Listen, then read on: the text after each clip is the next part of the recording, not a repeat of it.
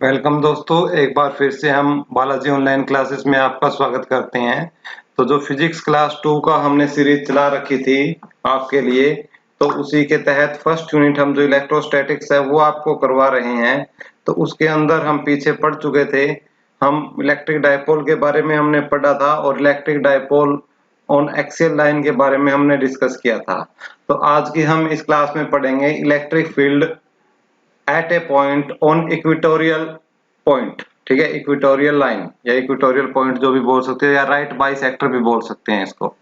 ठीक है, अब एक्सियल लाइन मैंने बताया था कि जैसे कोई भी एक लाइन लेते हैं तो इसकी सीध में जहां भी पॉइंट आता था उसको हम क्या बोलते थे, एक्सियल लाइन। अब जैसे ये लाइन है जो राइट बाइसेक्टर करे इसको बिल्कुल ऐसे परपेंडिकुलर डाय, इसको बोलते हैं हम इक्वेटोरियल लाइन। तो अब हम इस पॉइंट के ऊपर हम इलेक्ट्रिक फील्ड डायपोल की वजह से फाइंड आउट करेंगे। ठीक है, कैसे फाइंड आउट करेंगे वो भी देख लीजिए कि उसके लिए हमें क्या करना पड़ेगा कि सबसे पहले हमने एक डाइपोल हमने मान लिया। तो एक डाइपोल हमने मान लिया ये ए और बी।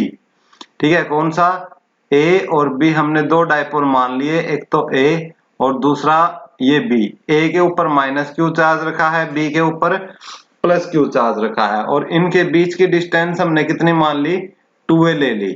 ठीक है, और एक हमने ये बीच का पॉइंट है जो ये पॉइंट, ये हमने ओ ले लिया, ये पॉइंट। ठीक है, और ओ से एक ये पॉइंट हमने पी ले लिया, यहाँ पर हमने एक पॉइंट पी ले लिया। ठीक है, अब इस P पॉइंट पे ये इक्वेटोरियल, इसको बोलेंगे हम इक्वेटोरियल पॉइंट, पॉइंट P को। ये आपकी इक्वेटोरियल लाइन पे है, यानी जो इस राइट बाइसेक्टर, यानी इसको दो बराबर भागों में और परपेंडिकुलर काटे उसको राइट बाइसेक्टर या इक्वेटोरियल लाइंस बोलते हैं। अब P पॉइंट के ऊपर हम फाइंड आउट करेंगे इक्वेटोरियल, ये इक्वेटोरियल पॉइंट है। अब माइनस क्यू चार्ज है, अब ये प्लस क्यू चार्ज की वजह से आपका इलेक्ट्रिक फील्ड कैसे, प्लस चार्ज है तो प्लस चार्ज की वजह से जो इलेक्ट्रिक फील्ड है आपका ये इस प्रकार से लगेगा। ठीक है, ये मान लिया हमारा ये कितना है, E1 है। ठीक है, इसी प्रकार से आपका जो माइनस क्यू चार्ज की वजह से क्या है, माइनस की तरफ आपका लगेगा ये चार्ज आपका। ठीक है, और ये हमने मान लिया कितना है हमारा, E2 है। ठीक है, ये E1 है, ये E2 है, ये दो हमने इलेक्ट्रिक फील्ड मान लिया हमने कि भाई हमारे E1 और E2 दो electric field minus Q charge की वजह से आपके इस प्रकार से अप्लाई हो रहे हैं। ठीक है, अब हमने ये ले लिया कि ये एंगल थीटा है और ये एंगल भी आपका थीटा है। ठीक है, अब ये साइड हमने ए ले ली। ठीक है, और यहाँ O से लेकर P तक की जो ये डिस्टेंस है, O से P तक की जो ये डिस्टेंस है, ये यहाँ तक, ये हमने कितनी मान ली, R मान ली। ठीक है, R मान ली, तो हम ये साइड निकाल सकते हैं। देखो ये राइट एंगल ट्रायंगल हो गया, ये एंगल इसमें कितने का है, 90 डिग्री का है। अब 90 डिग्री का है तो इसमें हम आसानी से निकाल सकते हैं। ठीक है, आसानी से निकाल सकते हैं ये। तो ये हमारी कितनी आएगा, ये हमारा हाइपोटेन्यूज है, ये हमारा बेस है, ये परपेंडिकुलर है, तो ये आ जाएगा आपका ए। और हमारा बेस कितना है, ए है, और परपेंडिकुलर कितना, के है, तो हाइपोटेन्यूज क्या हो जाएगा, ए स्क्वायर प्लस आर स्क्वायर का अंडरूट। ठीक है, सिमिलरली ये आपका जो बीपी है वो भी निकाल सकते हो, सेम आएगा, ए स्क्वायर प्लस आर स्क्वायर का इक्वल। अब जो दोनों भुजाएं बराबर है तो ये एंगल भी बराबर होंगे, तो इसलिए हमने ये एंगल कितने ले लिए, थीटा थीटा, इन दोनों एंगलों को हमने ले लिया। ठीक है, अब दोनों एंगल को थीटा ले लिया, तो अब इसको आप ध्यान से देखोगे तो जो ये इतना एंगल है, ये एंगल भी आपका कितना हो जाएगा, थीटा, और ये एंगल भी हमारा कितना हो जाएगा, थीटा, और पूरा ये पूरा एंगल कितना हो जाएगा, हमारा पूरा का पूरा एंगल आपका कितना हो जाएगा, ये 2 थीटा। थीटा और थीटा दोनों ऐड होके कितने हो जाएंगे, 2 थीटा। डायग्राम समझ में आना बहुत जरूरी है, तब कंसेप्ट आपका ये बिल्ड हो पाएगा, अदरवाइज ये कंसेप्ट आपका बिल्ड नहीं होगा। ठीक है, तो ये एंगल हमारा कितना हो जाएगा, 2 थीटा।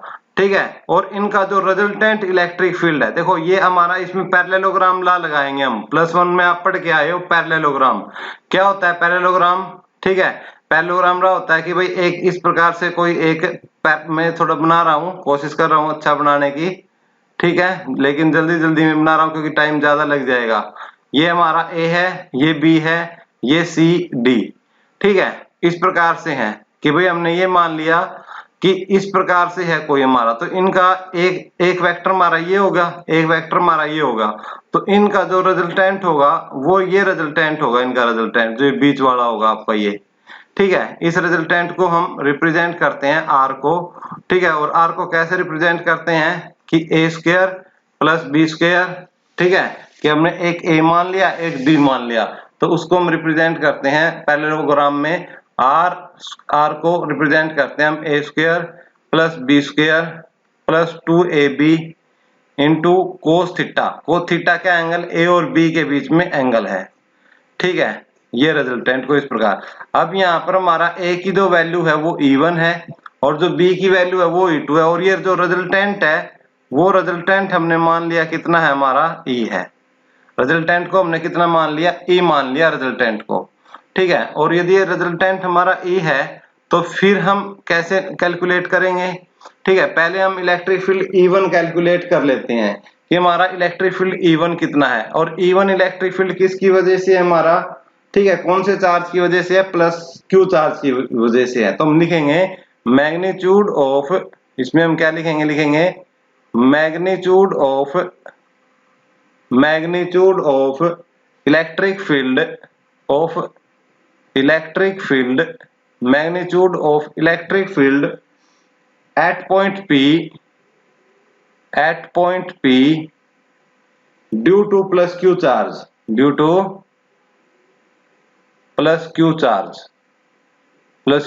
की। अब इस क्यू चार्ज की वजह से हमारा इलेक्ट्रिक फील्ड E1 है, तो E1 की वैल्यू हम निकाल लेंगे, कितनी होगी हमारी E1 की वैल्यू, तो ये हो जाएगी हमारी 1/4 pi epsilon naught Q upon BP square, ठीक है, ये B से P तक का जो डिस्टेंस है वो ले लेंगे, क्योंकि ये B से ही प्लस क्यू चार्ज यहाँ रखा है, तो इसमें यहाँ पर पॉइंट लग रहा है, तो ये डिस्टेंस BP। इसको हम कैसे लिखेंगे, फिर इसको हम ऐसे भी लिख सकते हैं 1/4 pi epsilon naught Q upon A square plus R square, under root है, ठीक है, अंडररूट है तो स्क्वायर करोगे तो अंडररूट क्या हो जाएगा, हट जाएगा। इतनी बेसिक जरूर आनी चाहिए आपको, ठीक है। तो ये हमारी E1 की वैल्यू है, ठीक है। इसी प्रकार से हम ऐसे, ये E2 की वैल्यू है माइनस क्यू चार्ज की वजह से है, तो हम लिखेंगे magnitude of electric field at point P due to minus Q charge की वजह से हमारा जो E2 है वो कितना होगा, हमारा E2 की वैल्यू हमारी होगी हमारी, ठीक है, E2 की वैल्यू कितनी होगी हमारी 1/4 pi epsilon naught Q upon AP square, ये होगी हमारी AP स्क्वायर। ये तो ये AP की वैल्यू कितनी हो जाएगी हमारी, ठीक है, सेम है, निकाल रखी है ये A square plus R square का, तो स्क्वायर करोगे तो रूट हट जाएगा, तो इसको हम लिख सकते हैं 1/4 pi epsilon naught Q upon R square plus A square, ठीक है, ये हो जाएगी हमारी एक इक्वेशन, तो हमारी ये होगी, ठीक है, और एक इक्वेशन हमारी क्या होगी, ये होगी, ठीक है, दो इक्वेशन होगी। अब यहां से हमने रिजल्टेंट इलेक्ट्रिक फील्ड निकालना है, ठीक है। रिजल्टेंट इलेक्ट्रिक फील्ड क्या है, आसानी से निकाल सकते हैं रिजल्टेंट इलेक्ट्रिक फील्ड। तो रिजल्टेंट है इस पैरेललोग्राम लॉ से, तो ये हो जाएगा हमारा E1 का स्क्वायर प्लस E2 का square plus 2E1 E2 cos theta, और थीटा का जो होता है हमारा इनके बीच में एंगल होता है E1, तो E1 और E1 के बीच में एंगल थीटा न होकर कितना है, 2 थीटा है, तो जितना भी एंगल है उतना लिख देंगे, 10 20 30 45 50 100 80। अब हमारे यहाँ पर 2 थीटा बन रहा है E1 E2 के बीच में, तो हमने कितना लिख दिया, 2 थीटा लिख दिया, ठीक है। यहाँ तक कोई दिक्कत नहीं होना चाहिए सभी को, ठीक है। उसके बाद हम क्या करते हैं, इसमें वैल्यू पुट कर देते हैं सारी, ये जो निकाल रखी है हमने, ठीक है। और इसी में हम एक काम और करेंगे, जब वैल्यू पुट करेंगे तो एक cos 2 थीटा का फार्मूला जो होता है वो फार्मूला भी हम अप्लाई करेंगे। cos 2 थीटा का फार्मूला मैं यहाँ लिख देता हूं एक तरफ कि cos 2 theta is equal to 2 cos square theta -1 होता है, ठीक है। ये फार्मूला भी हम इसमें कन्वर्जन कर लेंगे, ठीक है। तो कन्वर्जन करेंगे तो इसमें हम वैल्यू पुट करेंगे, तो वैल्यू देखते हैं, फिर E की वैल्यू क्या हो जाएगी हमारी, E की वैल्यू हमारी हो जाएगी फिर E1 की वैल्यू पुट करो सबसे पहले, ठीक है।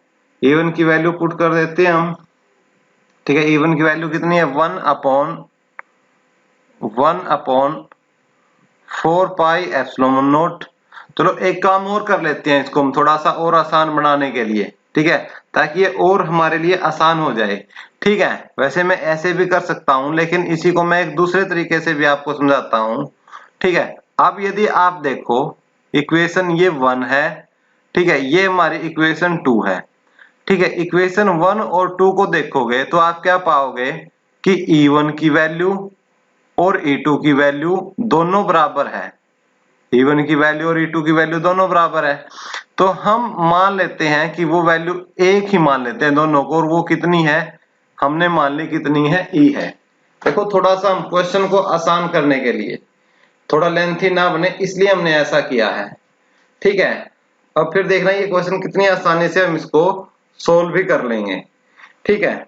तो इसमें अब आप देखिए बड़े अच्छे तरीके से, जहां भी E1 E2 है वहां पर क्या पुट कर दीजिए, E पुट कर दीजिए।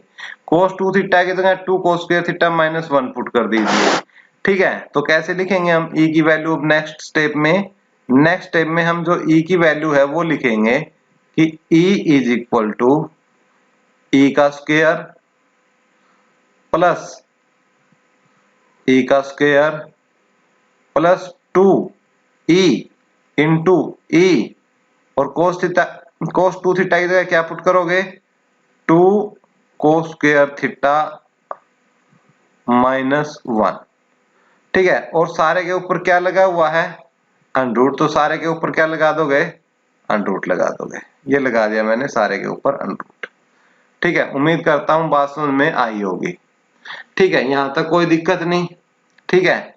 अब ये चीज हमने माननी है ना, आप यदि आप E1 E2 ऐसे भी ले सकते हो कि एक वैल्यू पुट कर लो कि भाई जहां भी E2 है, E2 की जगह हम क्या पुट कर सकते हैं, E1, या तो E2 की जगह E1 पुट कर लो, ठीक है, या E1 की जगह E2 पुट कर लो, या दोनों की जगह E पुट कर लो, कोई दिक्कत नहीं है, कोई उसमें परेशानी नहीं आएगी। देखो हमने लिख दिया है कि ऐसा हमने ये मानना है, ठीक है, क्योंकि लेकिन हम ये टोटल वैल्यू निकाल रहे हैं, तो आप में से कोई कंफ्यूज हो सकता है, तो आप कंफ्यूज ना होइए। यदि ये भी दिक्कत है तो मैं क्या करता हूं, मैं E2 की जगह पर E1 पुट करता हूं, तो E1 को ऐसे ऐसे का ऐसा लिखे रहने दिया, और E2 की जगह मैंने E1 लिख दिया, ये भी E1 हो गया, ये भी E1 हो गया, ठीक है। चलो अब ये E का कंफ्यूजन भी अब आपको मतलब दूर हो जाएगा, ठीक है, वो भी अब टेंशन नहीं। ऐसा कर लेते हैं हम कि हमने क्या मान लिया कि E1 E2 दोनों इक्वल है, ठीक है, और हमने इक्वेशन में, ठीक है, और हमने इक्वेशन में क्या किया कि दोनों को हमने बराबर करके, ठीक है, दोनों को हमने बराबर करके क्या किया, दोनों को अभी मैं बताता हूं क्या किया, ये दोनों बराबर हैं, ठीक है। तो इसी इक्वेशन से मैंने ये कर लिया कि जहां भी E2 है, ठीक है, वहां E2 की जगह मैंने क्या पुट कर लिया, E1 पुट कर लिया, ठीक है, ये पुट कर लिया मैंने इस इक्वेशन में, ठीक है। अब ये इक्वेशन बन गई हमारी, ठीक है। अब इसी इक्वेशन को थोड़ा ध्यान से देखें तो E1 का स्क्वायर प्लस E2 का स्क्वायर, ठीक है, plus 2E1 square plus 2E1 square 2 cos square theta minus 1 बच जाएगा, ठीक है। और यदि हम इसमें से बात करें तो इस पूरे में से हम क्या है, अब ये देखो इसको भी हम कैसे लिख सकते हैं, देखो मैं एक नेक्स्ट पेज पे लिख के आगे इस इक्वेशन को अच्छे तरीके से सोल्व करके बताता हूँ, ठीक है। आप अपनी वीडियो को बैक करके देख सकते हैं, ठीक है, या पीछे एक बार पॉज करके वीडियो को देख सकते हैं, या आप कॉपी में लिख रहे हो तो वहां से देख सकते हो, ठीक है। तो अब हमारी जो वैल्यू है E की, वो उसको हम कैसे लिख सकते हैं कि E इज इक्वल टू, हमने पूरे में से आप पीछे देखो कि E1 स्क्वायर है प्लस E2 स्क्वायर है। चलो मैं यहाँ लिख लेता हूँ एक बार, और कोई बात नहीं आपके लिए, ताकि आपको दिक्कत ना हो, ठीक है। E1 का स्क्वायर प्लस 2E1 का स्क्वायर और 2 cos स्क्वायर थीटा माइनस 1, और ये इसके ऊपर पूरे के ऊपर क्या लगा हुआ है, अंडर रूट, ऐसे था, ठीक है। अब इसको सोल्व कर लेते हैं। देखो इसमें से पूरे में से हम क्या ले सकते हैं, E1 स्क्वायर कॉमन ले सकते हैं, तो और अंडर रूट से E1 स्क्वायर बाहर आएगा तो क्या आएगा, E1 आएगा, ठीक है, E1 आएगा ना, ठीक है, E1 आएगा, तो E1 आएगा, तो फिर अंडर रूट के अंदर क्या क्या बचेगा, ये देखिए अंडर रूट के अंदर यहाँ पर 1 बचेगा, यहाँ पर भी 1 बचेगा, ठीक है, और यहाँ पर क्या बचेगा +2, यहाँ पर क्या बचेगा आपका +2 बचेगा, ठीक है। एक बार थोड़ा सा अच्छे तरीके से लिख लेते हैं, ठीक है। यहाँ पर क्या बचेगा आपका, ये इवन बार आ गया तो 2 इंटू 2 cos स्क्वायर थीटा -1, ठीक है, आपका ये बचा। अब इसको हम कैसे लिख सकते हैं, इसको और सिंप्लीफाई करके हम लिख सकते हैं कि E1 अंडर रूट, ठीक है, E1, ठीक है, और अंडर रूट लगा लेते हैं पहले, और अंडर रूट के अंदर क्या क्या आएगा देखो, एक और एक जुड़ के क्या हो जाएंगे 2, प्लस इस 2 को अंदर मल्टीप्लाई कर लो तो क्या हो जाएगा आपका 4 cos स्क्वायर थीटा -2 हो जाएगा, 2 को अंदर मल्टीप्लाई कर लिया। अब ध्यान से देखोगे तो आपका 2 से क्या हो जाएगा कैंसिल, 2 से 2 कैंसिल आउट हो जाएगा। अब जो बचेगा वो देखिए ध्यान से, जो बचा है वो क्या है, वो जो बचा है वो है आपका E1 under root 4 cos square theta, 4 cos square theta. अब ये अंडर रूट में से बाहर होके क्या आएगा, अंडर रूट में से बाहर होके हमारी वैल्यू आएगी E1 into 2 cos theta, 2 cos theta, under root से बाहर तो यही वैल्यू आएगी, ठीक है। उम्मीद करता हूँ ये बात आपको समझ में आई होगी, ये वैल्यू अंडर रूट से बाहर आ गई, E1 इंटू 2 cos थीटा। अब E1 की वैल्यू को हमने पता है, ठीक है, E1 की वैल्यू कितनी है पता है हमने, E1 की वैल्यू, आपकी E1 की वैल्यू कितनी है 1/4 pi epsilon naught Q upon A square plus R square, ये वैल्यू हमारी E1 की है। ये E1 की वैल्यू है जो यहाँ पर पुट कर दीजिएगा, तो वैल्यू पुट करोगे तो ये क्या बन जाएगी, ये बन जाएगी हमारी 1/4 pi epsilon naught Q upon A square plus R square into, ठीक है, और इंटू में क्या बनेगा, ठीक है, इंटू में आपका बनेगा, इंटू में 2 cos थीटा, ये बनेगा 2 cos थीटा, ठीक है। अब जो cos थीटा की वैल्यू है वो क्या होगी, एक बार इसके लिए हमने दोबारा से क्या है डायग्राम को देखना पड़ेगा कि cos थीटा की वैल्यू निकालने के लिए क्या होगी, ठीक है। आप इसमें से ये ट्रायंगल ले लो, कौन से वाला ले लो, कोई भी ट्रायंगल ले लो, जैसे मैंने ले लिया कौन सा ट्रायंगल, ये ट्रायंगल लिया मैंने आपका AOP ट्रायंगल ले लिया मैंने, राइट एंगल ट्रायंगल है, ठीक है। इसमें आपका AO बेस है, OP आपका परपेंडिकुलर है, और आपका AP हाइपोटेन्यूज है। तो यदि यहां से हम cos थीटा निकालना चाहें, cos थीटा क्या होता है आपका बेस अपॉन हाइपोटेन्यूज होता है, ठीक है। और बेस कितना है हमारा, बेस यहाँ पर कितना है A, और हाइपोटेन्यूज कितना है A square plus R square की पावर 1/2, अंडर रूट लिख दो, अंडर रूट को 1/2 पावर भी लिख सकते हैं, तो ये हमारी cos थीटा की वैल्यू होगी।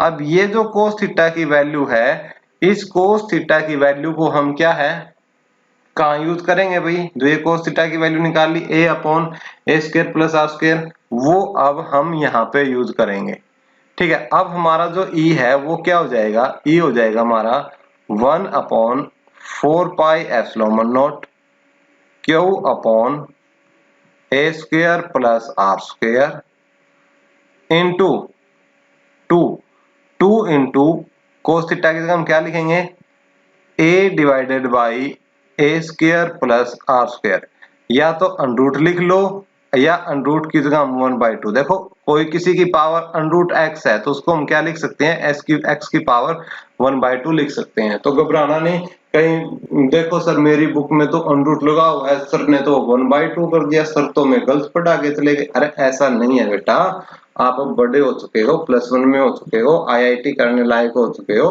तो ऐसा नहीं है, हम बता दिया मैंने अंडर रूट की पावर x 1/2 लिख सकते हैं अंडर रूट को हम, ठीक है। अब ये है, अब इसमें से जो बन पड़ता है आपसे वो करके दिखाइए मुझे, ठीक है। करके कैसे दिखा सकते हैं देखिए, इसी को हम आगे देखते हैं कि 1/4 पाई एप्सिलॉन है, उसको एज इट इज लिख लो, और ये देखो Q इंटू 2A, ये देखो इकट्ठा लिख सकते हैं ना हम इसको, Q इंटू 2A एक साथ लिख लिया, divided by A square plus R square under root, और साथ में क्या मल्टीप्लाई होगा आपका a square plus r square की पावर 1/2। अब इनकी बेस सेम है तो पावर क्या हो जाएंगी ऐड। अब a square plus r square की पावर कितनी है, कुछ नहीं है, तो इसका मतलब क्या है, इसकी पावर 1 है। जैसे x की पावर 1 है तो क्या है, उसको x ही तो लिखेंगे, तो वही तो बात है यहाँ भी। ठीक है, तो अब इसको हम कैसे लिखेंगे, q इंटू टू हमारा क्या बन गया, डाइपोल मोमेंट, डाइपोल मोमेंट बन गया। तो इसको हम कैसे लिखेंगे, अब नेक्स्ट स्टेप में देखो, मैं यही एक बार आपको बता रहा हूँ कि q इंटू टू है, q इंटू टू है तो क्या हो गया हमारा डाइपोल मोमेंट हो गया। और इसकी power a square plus r square की पावर 1 और 1/2 जुड़ के कितनी होगी, 3/2 होगी। तो मैं इसको नेक्स्ट पेज पे लिखूंगा, अब आप एक बार देख लो या अपनी कॉपी में देख लेना। मैं नेक्स्ट पेज पे इसको हम लिखेंगे, हम तो कैसे लिखेंगे ये देखिए कि जो हमारा इलेक्ट्रिक फील्ड है, इलेक्ट्रिक फील्ड E, तो वो हमारा हो जाएगा आपका 1 अपॉन, चाहे वेक्टर ना लगाओ इस पे, ठीक है, इसको डायरेक्ट हम मैग्नीट्यूड फॉर्म निकाल रहे हैं। ठीक है, E is equal to 1 upon 4 pi epsilon naught, Q into two था देखो पीछे, तो Q इंटू टू की जगह हम क्या लिख सकते हैं, P divided by, base same है तो पावर ऐड हो जाएंगे, तो पावर ऐड होके कितने हो जाएंगे, एक की पावर 1 है, एक की पावर हाफ है, तो ऐड होके क्या हो जाएंगे 3/2। ये हमारा किस पे आ गया, इक्वेटोरियल लाइन पे आ गया हमारा, ऑन इक्वेटोरियल लाइन। ठीक है, ये है इक्वेटोरियल लाइन के ऊपर हमारा एक्सप्रेशन, फाइंड आउट कर लिया हमने इक्वेटोरियल लाइन पे हमारा एक्सप्रेशन। ठीक है, अब इसमें भी हम क्या एक कंडीशन ले लेते हैं कि यदि हमारी जो r है, if r is greater than a, ठीक है, यदि ऐसी कंडीशन है तो फिर हम a को क्या कर देंगे, इसमें नेग्लेक्ट कर देंगे। नेग्लेक्ट करेंगे तो फिर कैसे लिखेंगे हम, तो फिर हमारा E इक्वेटोरियल किसके बराबर हो जाएगा, E इक्वेटोरियल हो जाएगा आपका 1 upon 4 pi epsilon naught P upon r square की पावर 3/2। ठीक है, अब 2 से 2 कैंसिल, तो E इक्वेटोरियल की वैल्यू हमारी आई 1 upon 4 pi epsilon naught P upon r cube. ठीक है, ये हमारी है डबल स्टार। देखो यदि आपने, जिसने भी हमारी पीछे वाली वीडियो अच्छे से देखी है, तो वहां मैंने एक इक्वेशन बताई थी आपको स्टार, और ये हमारी डबल स्टार। तो ये हमारा एक्सप्रेशन आया है किसके लिए, आपका एक्सियल लाइन के लिए। ठीक है, और यदि आपसे थोड़ा क्वेश्चन घुमा फिरा के पूछ ले, बढ़ा के 5 नंबर में, और आपसे पूछ ले कि ई एक्सियल कितने गुना होगा इक्वेटोरियल का, या E axial divided by E equatorial का रेशियो पूछ ले आपसे, क्या पूछ ले कि E axial divided by E equatorial का रेशियो बताओ, तो देखो वो ई एक्सियल पर कितना आया था हमारा 1 upon 4 pi epsilon naught 2p divided by r cube. ठीक है, और डिवाइडेड बाय इक्वेटोरियल का कितना आया देखो 1 upon 4 pi epsilon naught p upon r cube. ठीक है, देखो क्या कैंसिल हो जाएगा, 1/4 पाई से 1/4 पाई, p अपॉन r क्यूब से p अपॉन r क्यूब, कितना बचा 2 रेशो बचा। यानी हम क्या बोल सकते हैं, यानी हम यहां से ये बोलते हैं कि जो E एक्सियल है, ठीक है, जो E आपका एक्सियल है, ठीक है, वो आपका 2 गुना होता है किसका, electric field of equatorial line का। ठीक है, 2 गुना होता है एक्सियल पर, यानी एक्सियल पर जो इलेक्ट्रिक फील्ड हमने देखा वो क्या होता है, 2 गुना होता है किसका, हमारे जो हमारा इलेक्ट्रिक फील्ड है किस पर, इक्वेटोरियल लाइन पर है, उसका कितना होता है 2 गुना होता है। ठीक है, कि electric field at any point, axial पर देखा हमने, इक्वेटोरियल पर देखा, फिर तीसरा हमारा कि यहीं कहीं भी हो जाए ऐसा पॉइंट, तो फिर क्या करेंगे कि हमने कहीं भी मान लिया कि जैसे ना, ये देखो ये मान लिया हमने, ठीक है, ये हमने P पॉइंट ले लिया, ठीक है, ना ये एक्सियल पर है ना इक्वेटोरियल पर है, ठीक है, बीच में ले लिया, और जो कुछ ना कुछ एंगल क्रिएट कर रहा है, और इस एंगल को भी हमने कितना मान लिया, थीटा मान लिया। ये एंगल भी कितना ले लिया हमने, ये एंगल भी हमारा कितना है, थीटा है। ठीक है, और इस P पॉइंट से जो ये ओरिजिन है आपका O, ठीक है, ये O पॉइंट है, इस O पॉइंट से जो OP डिस्टेंस है, वो OP डिस्टेंस हमने कितनी ले ली, R ले ली। ठीक है, O से P तक की डिस्टेंस कितनी ले ली, P ले ली। अब देखो हमें पता है हमारा जो इलेक्ट्रिक डाइपोल मोमेंट होता है वो -2 के होता है, पॉजिटिव डायरेक्शन में होता है, तो हमारे क्या इलेक्ट्रिक डाइपोल की डायरेक्शन ये होगी, देखो ध्यान से, ठीक है, अब हम क्या कर सकते हैं, देखो इसको हमने रिजोल्व कर लिया। ठीक है, अब हम इसको रिजोल्व करते हैं कि जो ये एंगल है हमारा थीटा, ठीक है, कि भाई इसमें ये इस प्रकार से है। ठीक है, कि भाई ये जो आ रहा है ये इसके ऊपर परपेंडिकुलर है, तो इसलिए इसको हम रिजोल्व कर सकते हैं। तो इस डायरेक्शन में हमारा हो जाएगा, जिसके साथ एंगल बनता है आपको पता है क्या होगा, P cos थीटा होगा, जिसके साथ एंगल बनता है। और जिसके साथ एंगल नहीं बनता वो इस डायरेक्शन में होगा आपका, वो क्या होगा, P sin थीटा हो जाएगा। ठीक है, इस प्रकार हमने रिजोल्व कर लिया, दो कंपोनेंट में हमने इसको रिजोल्व कर लिया। ठीक है, एक तो P cos थीटा में और एक P sin थीटा में। ठीक है, अब हमने क्या है, अब P को हमने छोड़ देना है। ठीक है, हम क्या लेके चलेंगे, जो ये P cos थीटा है ना, P cos थीटा, इसी पॉइंट को हम लेके चलेंगे एक्सियल, P को, जो ये P cos थीटा है, ठीक है, इसको हम क्या लेके चलेंगे, एक्सियल लेके चलेंगे। अब ये एक्सियल होगा तो ये आपका जो ये है आपका P sin थीटा, इसका क्या हो जाएगा, इसके बिल्कुल देखो 90 डिग्री पे है, तो ये कौन सा पॉइंट हो जाएगा आपका, इक्वेटोरियल हो जाएगा। फिर आई बात समझ में, तो हमने P को अब भूल जाना है, P cos थीटा को लेके चलेंगे। ठीक है, P cos थीटा को लेके चलेंगे। अब P cos थीटा पे क्या है, अब ये हमारा यदि एक्सियल लाइन है, ये हमारी यदि एक्सियल लाइन है, तो P cos थीटा के ऊपर जो चार्ज हमारा लगेगा इस एक्सियल लाइन की वजह से, वो तो क्या होगा, इस डायरेक्शन में लगेगा, कि जो इलेक्ट्रिक फील्ड होगा हमारा वो एक्सियल में हमने पढ़ा है कि एक्सियल में तो ऐसे लगता है, ऐसे। ठीक है, इस डायरेक्शन में लगेगा ऐसे। ठीक है, ये तो ये हमने मान लिया कितना है, E1 है। ठीक है, ये E1 है। अब जो ये हमारा इक्वेटोरियल है, इक्वेटोरियल की वजह से आपको पता है, इक्वेटोरियल में आपने देखा है, अभी हम पीछे करके आए हैं इक्वेटोरियल में, कि भाई जैसे इक्वेटोरियल लाइन ये है, इक्वेटोरियल लाइन, ठीक है, और इसमें जो P की तो डायरेक्शन ये थी, लेकिन आपने देखा कि नेट इलेक्ट्रिक फील्ड क्या है, इस डायरेक्शन में आया था। भाई एक E1 हो गया था, एक E2 हो गया था, दोनों को हमने क्या कर लिया था, फिर आपका पैरेललोग्राम लॉ से उसको निकाल लिया था, फिर कैलकुलेट कर लिया था। ठीक है, सेम केस में आपका यहाँ पर होगा। ठीक है, किस डायरेक्शन में हो जाएगा वो आपका इस डायरेक्शन में हो जाएगा, बिल्कुल इसके परपेंडिकुलर, बिल्कुल इसके परपेंडिकुलर। ठीक है, तो ये जो डायरेक्शन होगी हमारी, ये हमारी इक्वेटोरियल का जो इलेक्ट्रिक फील्ड है E2 उसके लिए होगी। ये किसके लिए होगी, इक्वेटोरियल का जो इलेक्ट्रिक फील्ड है उसके लिए होगी। ठीक है, तो इनके लिए यदि हम नेट इलेक्ट्रिक फील्ड निकालना चाहें, नेट इलेक्ट्रिक फील्ड निकालना चाहे, तो ये इसका नेट इलेक्ट्रिक फील्ड ये हो जाएगा, इसके बीचों बीच पैरेललोग्राम लॉ से हम निकाल सकते हैं, जैसे हमने पीछे निकाला है। ठीक है, इस प्रकार से ये नेट इलेक्ट्रिक फील्ड हो जाएगा हमारा। ठीक है, बड़े आराम से हम निकाल सकते हैं इसको भी। ठीक है, तो हम देखो पहले आपको ये डायग्राम समझ में आया कि हमने कोई पॉइंट P ले लिया, किसी भी रीजन में ले लिया उसको हमने, ना एक्सियल में लिया ना इक्वेटोरियल में लिया, किसी एंगल थीटा पर ले लिया ये पॉइंट P। ठीक है, फिर हमने पता है ये नेगेटिव चार्ज है, बी पे पॉजिटिव चार्ज है, तो इलेक्ट्रिक डाइपोल मोमेंट की डायरेक्शन क्या हो जाएगी, ए से बी की तरफ हो जाएगी। बोलो यहां तक भी बात क्लियर है। ठीक है, अब हमने क्या किया कि ये जो जो उसके बाद हमने एंगल थीटा बना रहा है, तो P को हमने रिजोल्व कर लिया रेक्टेंगुलर कंपोनेंट में, तो जिसके साथ एंगल बनता है उसके साथ हम P cos थीटा लिखते हैं, और जिसको परपेंडिकुलर पे जिसके साथ एंगल नहीं बनता उसके साथ हम क्या लगाते हैं, साइन लगाते हैं। तो ये P cos थीटा हो गया, ये P sin थीटा होगा। उसके बाद हमने इसको अज्यूम कर लिया कि ये हमारी एक्सियल लाइन है, इसको हमने क्या अज्यूम कर लिया, ये हमारी एक्सियल लाइन है।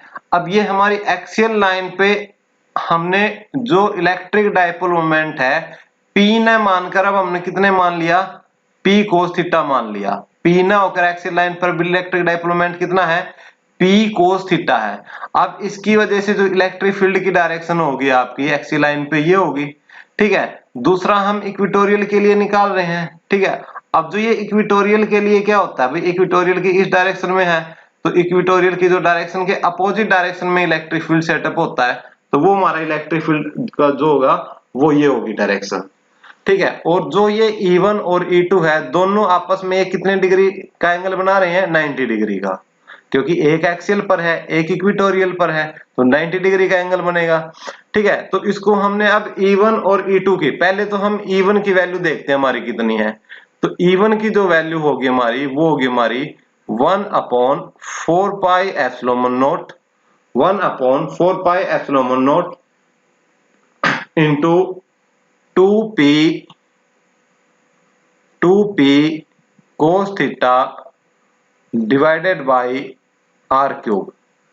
ठीक है, डिवाइडेड बाई आर क्यूब, क्यों, ओ से पी तक की डिस्टेंस।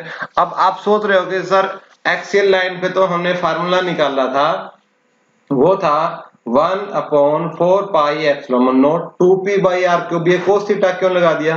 तो मैं आपको यही समझाने की कोशिश कर रहा हूं डायग्राम में कि अब हमने जो p को रेक्टेंगुलर कंपोनेंट में तोड़ लिया, तो ये जो E1 है ये एक्सियल लाइन पर अब डायपोल p ना होकर कितना है, p cos थीटा है। p ना होकर कितना है, p cos थीटा है। तो ये हमारा इस पॉइंट पे हमारा इलेक्ट्रिक फील्ड ये होगा। अब इसी प्रकार E2 निकाल सकते हैं हम बड़ी आसानी से। तो E2 हमारा क्या हो जाएगा, 1/4 पाई एप्सिलॉन नॉट। अब ये इक्वेटोरियल पे है, तो इक्वेटोरियल पर 2p नहीं होता, सिंपल p होता है। ठीक है, p sin थीटा, डायपोल कितना है, p ना होकर कितना है इक्वेटोरियल लाइन पर, p sin theta divided by R cube. ठीक है, डिवाइडेड बाई आर क्यूब। ठीक है, ये इक्वेशन बन गई हमारी। एक इक्वेशन तो ये है, ठीक है, एक इक्वेशन हमारी क्या बन गई, ये बन गई। ये दो इक्वेशन बन गई E1 और E2 की। अब देखो, अब यदि मैं बात करूं यहाँ, ये E1 और E2 दोनों परपेंडिकुलर है, और यदि इन दोनों का मैं इफेक्ट निकालना चाहूं तो बीच में एक रिजल्टेंट खींच के निकाल सकता हूं, और पैरेललोग्राम लॉ बना के पैरेललोग्राम लॉ लगा सकता हूं। कैसे लगा सकता हूं वो, तो वो लगा सकता हूं मैं कि E की वैल्यू यदि मुझे निकालनी है तो E हो जाएगा हमारा E1 का स्क्वायर प्लस E2 का square plus 2E1 E2 cos theta. अब मैंने बताया थीटा वही लोगे जितना एंगल होगा, 10 20 50, जैसे हमारा 2 थीटा बना था, लेकिन यहाँ पर ये एंगल कितना है, 90 डिग्री का है, तो कोस 90 डिग्री। और इसके ऊपर क्या लगा दोगे, पूरे के ऊपर क्या लगा दोगे, अनरूट लगा दोगे इस पे। ठीक है, पूरे के ऊपर क्या लगा दिया हमने, अनरूट। ठीक है, अब cos 90 की वैल्यू आपको पता है कितनी होती है, सबको पता है कितनी होती है, 90 डिग्री होती है। तो 90 डिग्री होती है cos 90 पे, cos 90 मैं इधर लिख देता हूं, फिर भी बाद में दिक्कत ना हो आपका। cos 90 की वैल्यू होती है आपकी 0। तो फिर हमारा इलेक्ट्रिक फील्ड कितना बचा, ये बचा हमारा E1 का स्क्वायर प्लस E2 का स्क्वायर। ठीक है, और इसके ऊपर क्या लगा दो, अनरूट। ठीक है, इसके ऊपर हमने क्या लगा दिया, अनरूट लगा दिया। ये हमारी E की वैल्यू बची। अब यहां से यदि न्यूमेरिकल्स प्रॉब्लम आ जाता है तो कोई भी आप आसानी से सोल्व कर सकोगे। वो आपको क्या है, E1 की वैल्यू देगा, E2 की वैल्यू देगा, थीटा की वैल्यू देगा, डायपोल की वैल्यू देगा। आप वैल्यू पुट करना और आराम से क्या है, कोई भी क्वेश्चन को सोल्व कर सकते हो। अब ये तो आपका माइंड है कि आप कितना दिमाग लगा पाओगे। यदि आपसे वो क्वेश्चन थोड़ा सा हेर फेर करके पूछता है, घुमा फिरा के पूछता है, तो फिर आप किस प्रकार से उसका आंसर दे पाओगे। ये आपका टोटली आपकी प्रेजेंस ऑफ माइंड पे डिपेंड करता है कि उसमें आपकी प्रेजेंस ऑफ माइंड क्या है। ठीक है, उस पे आपका डिपेंड करता है। अब क्या करो, चलो मैं सोल्व कर देता हूं उसका पूरा। अब इसमें क्या करो, आप ये E1 और E2 की वैल्यू पुट कर दो, वैल्यू पुट कर दो भाई, और देखो कितना आया। E1 की वैल्यू कितनी है, 1/4 pi epsilon naught 2p cos theta divided by R cube. और इसका क्या दे रखा है भाई, पूरे का स्क्वायर दे रखा है। तो घबराना नहीं है आपने, पूरे का क्या कर दो, स्क्वायर कर दो। मैं आराम से इसलिए बोल रहा हूं, जो विशेष प्रतिभाशाली बच्चे हैं, जो तेजी से पढ़ना है, तो फेसबुक आपका प्लेबैक का एक ऑप्शन देता है, वहां से आप 1.2 1.5 गुना 2 गुना स्पीड बढ़ा के तेजी से सुन सकते हो। तो वो उनके लिए कर ले, जिनको आराम से समझना है वो आपका नॉर्मल स्पीड में देख लें। ठीक है, तो ऐसी किसी को ही लग रहा है कि धीरे का चल रहा है। उसके बाद E2 की वैल्यू हम पुट करेंगे, ये हो जाएगी हमारी कितनी, 1/4 pi epsilon naught p sin theta divided by R cube. और इस पूरे का क्या करेंगे हम, पूरे का स्क्वायर। और इस पूरे के ऊपर क्या है, अनरूट भी है भाई, कदे भूल गए हो इस अनरूट को। और पूरे के ऊपर क्या है, अनरूट भी है। ठीक है, और पूरे के ऊपर क्या है भाई, अनरूट भी लगा दो। पूरे के ऊपर अनरूट लगा दिया अब हमने। ठीक है, अब देखो, यदि आप ध्यान से देखो इसमें, तो एक टर्म देखते हो आप, कौन सी term, 1/4πε0 P upon R cube, कौन सी, P अपॉन आर क्यूब, यहां भी और यहां भी कॉमन है। अब जो चीज कॉमन है, एक तो इनके ऊपर पहले से ही स्क्वायर लगा हुआ है, दूसरा ये चीजें कॉमन है, तो स्क्वायर लगी हुई चीज है, जैसे अंडरूट में कैसे लिख दिया मैंने, अंडरूट में एक्स स्क्वायर लिख दिया, तो इसको हम बाहर जाके कैसे लिखेंगे, सिंपल एक्स ही तो लिखेंगे। ठीक है, बाहर बाहर लाने के बाद तो अंडरूट एक्स को क्या लिखेंगे, हम एक्स ही तो लिखेंगे। ठीक है, तो ऐसे करेंगे हम फिर इसको सोल्व। अब इसमें से जो कॉमन है, वो बाहर ले लो, कॉमन है जो, वो है हमारा 1/4πε0 क्यू अपॉन, आपका जो भी कॉमन है उसको बाहर ले लो। ठीक है, क्यू अपॉन आर क्यूब। ठीक है, इसका स्क्वायर था, अंडरूट से बाहर आके हमारा क्या आ गया, कॉमन आ गया। उसके बाद लगा लो अंडरूट अपना। ठीक है, उसके बाद क्या लगा लो, अंडरूट लगा लो अपना। ठीक है, तो अंडरूट लगा के फिर जो टर्म बचती है वो टर्म आप अंडरूट में लिख दो।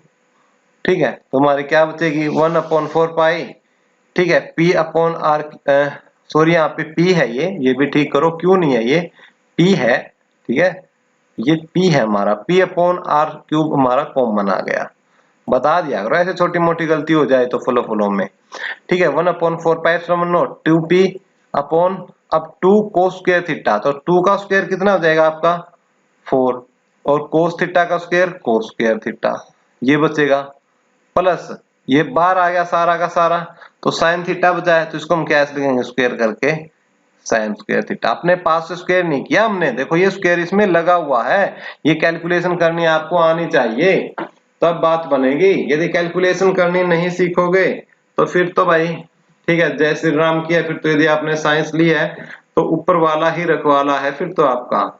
उसके बाद इसको हम कैसे लिख सकते हैं, इसको हम लिख सकते हैं 1/4πε0 P upon R cube, P upon R cube, under root लगा लो। ठीक है, अब ये देखो 4 कोस स्क्वायर थीटा है, तो हम इसको तोड़ सकते हैं, इसको हम कैसे लिख सकते हैं, 4 कोस स्क्वायर थीटा को हम लिख सकते हैं 3 cos square theta plus cos square theta plus जो साइन स्क्वायर थीटा है। ठीक है, यानी कोस स्क्वायर थीटा को हमने ऐसे तोड़ के लिख लिया, लेकिन ये टर्म देखो इतनी, sine square theta plus cos square theta किसके बराबर होता है, 1 के, तो 1 के बराबर होता है, तो ये किसके बराबर आ जाएगा फिर नेक्स्ट स्टेप में, 1/4πε0। तो फिर हमारा जो इलेक्ट्रिक फील्ड है नेक्स्ट स्टेप में हमारा आ जाएगा, इलेक्ट्रिक फील्ड हमारा नेक्स्ट स्टेप में ये आ जाएगा हमारा 1/4πε0 P upon R cube into under root में क्या बचा था, अब अंडरूट में बचेगा 3 कोस स्क्वायर थीटा प्लस 1, ये बचेगा हमारा। ठीक है, ये बचेगा, तो ये हमारा एक्सप्रेशन होगा, ये एट एनी पॉइंट पर जो हमारा एक्सप्रेशन होगा वो ये होगा। ठीक है, किसी भी पॉइंट पे एक्सप्रेशन होगा वो हमारा ये होगा। ठीक है, अब इसके हम स्पेशल केस देख लेते हैं, स्पेशल केस। ठीक है, स्पेशल केस देखेंगे, केस फर्स्ट देखते हैं पहले हम। केस फर्स्ट में हम देखते हैं, if point P lies on axial line of dipole, axial line of dipole है, मैं पीछे एक बार आपसे ले जाके बताता हूं ये क्या बोलना चाह रहा है। ठीक है, देखिए जो ये पॉइंट P है ना, ये पॉइंट P जैसे ऐसे दे रखा है, अब यदि ये पॉइंट P गिर के ऐसे हो जाए, ऐसे गिर के, ठीक है ऐसे, तो वो फिर इस डायरेक्शन में लाई करेगा, OP की डायरेक्शन में लाई करेगा ना, इस डायरेक्शन में ऐसे हो जाएगा। ठीक है, तो उस केस में जो एंगल है ये थीटा क्या हो जाएगा, 0। तो उस केस में आपका एंगल क्या हो जाएगा, आपका थीटा, यदि एक्सियल लाइन का है तो आपका थीटा की वैल्यू कितनी हो जाएगी उस केस में, 0। और थीटा की वैल्यू 0 हो जाएगी तो आपका एक्सप्रेशन E1 की वैल्यू कितनी आएगी, E1 की ये आएगी हमारी 1/4πε0 3 cos 0 cos स्क्वायर 0 प्लस 1 और इसके ऊपर क्या, अंडरूट। तो इसको हम कैसे लिख सकते हैं, 1/4 pi epsilon naught P upon R cube भी है, P अपॉन आर क्यूब भी है इसमें, P अपॉन आर क्यूब, और कोस 0 3 3 प्लस 1 4 4 के हो जाएगा, और अंडर रूट में से आएगा बाहर तो कितना आ जाएगा आपका 2, ये आ जाएगा हमारा A1 की वैल्यू। ये तो यही वैल्यू किस पे होती है देख लो, एक्सेल पे यही तो होती है, पीछे एक्सप्रेशन करके आए हैं, पीछे जाके चेक करो, ठीक है। आप चेक करोगे तो आपको पता लगेगा। दूसरा पॉइंट ये ले रहा है इसमें, आप दूसरा स्पेशल पॉइंट ये ले रहा है इसमें कि if point P lies on equatorial line, यदि इक्वेटोरियल लाइन पे बनेगा तो उस केस में थीटा इक्वेटोरियल पर कितना होता है 90 डिग्री। तो 90 डिग्री पे देखो फिर हमारा यहाँ से इलेक्ट्रिक फील्ड कितना आएगा, ठीक है। फिर इलेक्ट्रिक फील्ड हमारा कितना आएगा ये, ठीक है, E is equal to 1/4 pi epsilon naught P upon R cube. Cos 0 क्या होता है, कोस 0 आपका 1 होता है, ठीक है।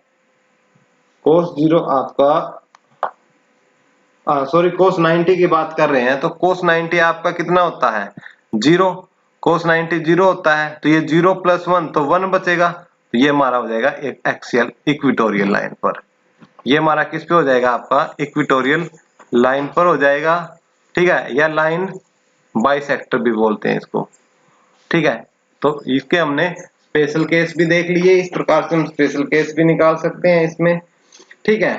तो ये था हमारा टोटल जो इलेक्ट्रिक डाइपोल था, इलेक्ट्रिक डाइपोल का जो इफेक्ट था, इलेक्ट्रिक डाइपोल की इफेक्ट की वजह से हमने पहले एक्सियल लाइन पर देखा, एक्सियल लाइन पर हमारी जो वैल्यू आई थी वो आई थी ये 1/4 pi epsilon naught 2p by R cube. फिर इक्वेटोरियल के लिए देखा, इक्वेटोरियल के लिए ये वैल्यू आई थी हमारी, और फिर हमने एट एनी पॉइंट देखा, तो एट एनी पॉइंट पे जो हमारी इलेक्ट्रिक फील्ड्स है, ठीक है, जो इलेक्ट्रिक फील्ड इंटेंसिटी है वो हमारी ये आई है, ठीक है। तो इस प्रकार आप सोल्व करोगे। तो इससे रिलेटेड कोई भी यदि आपको दिक्कत परेशानी होती है तो आप कमेंट बॉक्स में कमेंट कर सकते हो, या व्हाट्सएप पर आप व्हाट्सएप कर पूछ सकते हो, ठीक है। वीडियो अच्छी लगे तो वीडियो को लाइक शेयर और सब्सक्राइब करना न भूलें। धन्यवाद।